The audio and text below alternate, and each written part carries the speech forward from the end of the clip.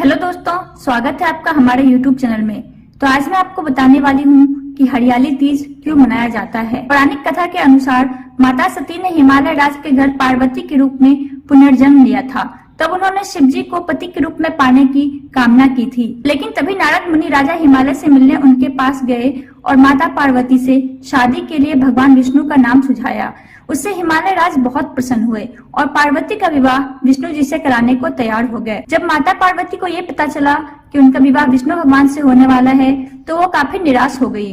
दुख में आकर वो एकांत जंगल में चली गई। उन्होंने वहाँ रेत से शिवलिंग बनाया और महादेव को पति के रूप में प्राप्त करने के लिए अनेक वर्षों तक कठोर तप किया। उन्होंने तपस्या के दौरान अन्न जल त्याग दिया था। जब गिरिराज जी को अचानक पार्वती जी के गुम होने की सूचना मिली तो उन्होंने उनकी खोज में धरती पाताल एक करवा दिया, लेकिन वो नहीं मिली। उस समय माता पार्वती वन में एक गुफा के अंदर शिव जी की आराधना में लीन थी। आखिरकार माता पार्वती के तप के आगे शिव जी को विवश होना पड़ा और वो श्रावण मास की शुक्ल पक्ष की तृतीया के दिन उनके समक्ष प्रकट हुए और उन्हें पत्नी के रूप में स्वीकार करते हुए इच्छा पूर्ति का वरदान दे दिया। इसके बाद उनके पिता जब उन्हें ढूंढते हुए वन में पहुंचे तो पार्वती जी ने साथ जाने से इनकार कर दिया और एक शर्त रखी कि मैं आपके साथ तभी चलूंगी जब आप मेरा विवाह महादेव के साथ करेंगे।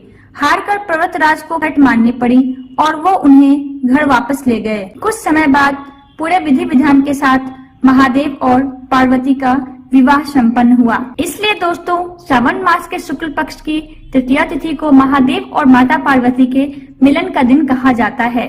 शिव जी ने इस दिन माता पार्वती के तपस्या से प्रसन्न होकर कहा था कि इस दिन तुमने मेरी आराधना करके जो व्रत किया था उसी के परिणाम स्वरूप हम दोनों का विवाह संभव हो सका। आज के बाद जो भी स्त्री इस व्रत को पूर्ण निष्ठा से करेगी उसे मैं मनवांछित फल दूंगा। उस स्त्री को तुम्हारी तरह ही अचल सुहाग प्राप्त होगा।